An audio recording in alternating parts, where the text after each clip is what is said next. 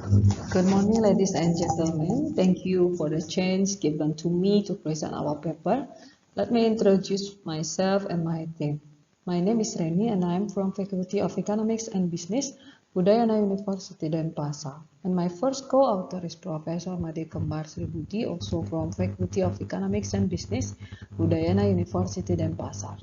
Then my second co-author is Dr. Putuyudi Wijaya from Faculty of Economics, Business and Tourism, Hindu Indonesia University, Denpasar. The title of the paper that I will present is Inclusive Crowdfunding Scheme as Capital Source Alternative for Rural Agriculture in Indonesia. As we know, crowdfunding is one of the latest technologies from financial technology or fintech, which is raising funds to fund businesses. Fundraising through crowdfunding has great potential for agriculture sector capital, considering that the agriculture sector plays an important role in the economy and public welfare. The purposes of this study: first, to capture the existing condition of inclusive crowdfunding in Indonesia; second, to develop an inclusive crowdfunding scheme as an alternative capital for the rural agriculture sector in Indonesia. The key points of the background in introduction are: first, capital source alternative; second, crowdfunding scheme for the development of financial technology; and fourth, rural agriculture. There are 3 points will be discussed in material as literature review, such as financial inclusion, financial technology and crowdfunding, and also financial market in rural.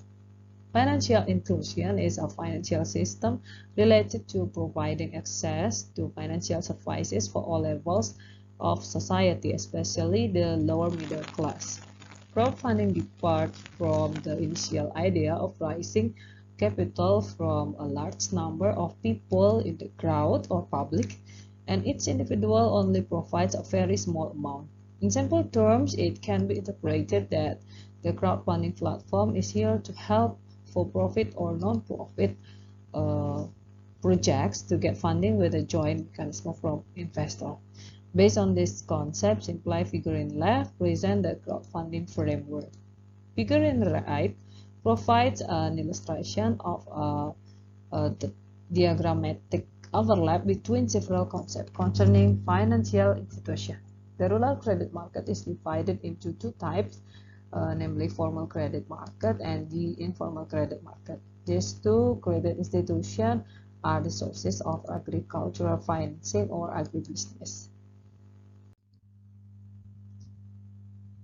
This is an exploratory research that uses a descriptive qualitative approach, where we have used the literature study to collecting data. There are 5 key points in this part.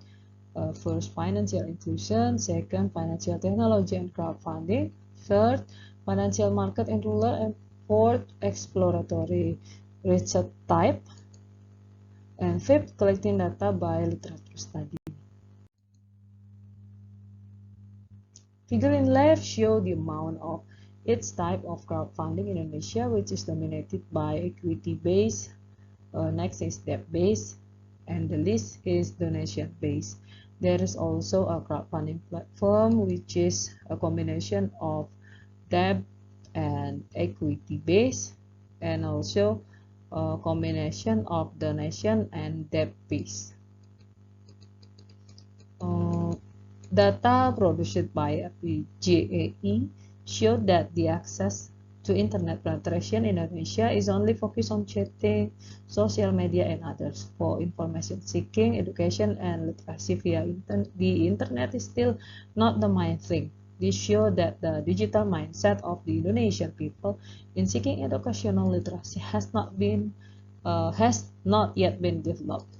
The survey of Indonesian financial literacy and inclusion state that people in Indonesia had a financial literacy index just only 38.03% and a financial inclusion index of 76.90%. This condition is indeed very concerning when faced with the ability to use one's knowledge and skill to manage financial resources effectively is still not optimal. The survey results even further confirm that the level of financial literacy of the population aged 15 until 17 years is only 16%.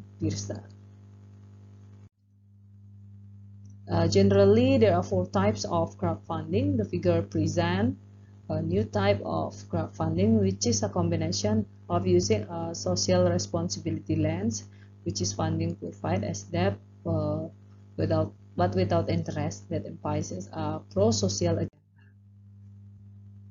Depart from the idea of pro-social lending-based crowdfunding, the figure is in screen bravely present a holistic scheme and process designed for crowdfunding into the rural agriculture sector in Indonesia. The scheme involved 3 actors. First, debtor from rural agriculture sector, of course. Second, the crowdfunding platform, and also crowd investor. There are 4 key points in this part. First, the type of crowdfunding in Indonesia is dominated by equity-based digital mindset of the Indonesian people in seeking educational literacy has not yet been developed.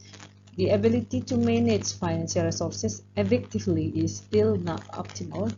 The recommending of crowdfunding scheme for rural agriculture sector in Indonesia is pro-social lending based from the research proposals and also results and discussion, we can conclude that first, the slow development and participation of the public in crowdfunding in Indonesia is allegedly due to the low level of public literacy related to crowdfunding. A survey of financial literacy and education in Indonesia states that people in Indonesia have low financial literacy index. Second, the crowdfunding scheme recommended for the rural agriculture sector in Indonesia is combination of donation and debt-based crowdfunding.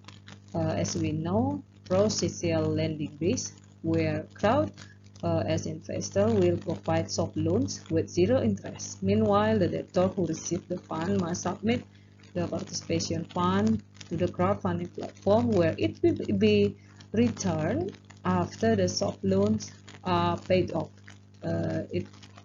This concept adopting from cooperation concept in Indonesia.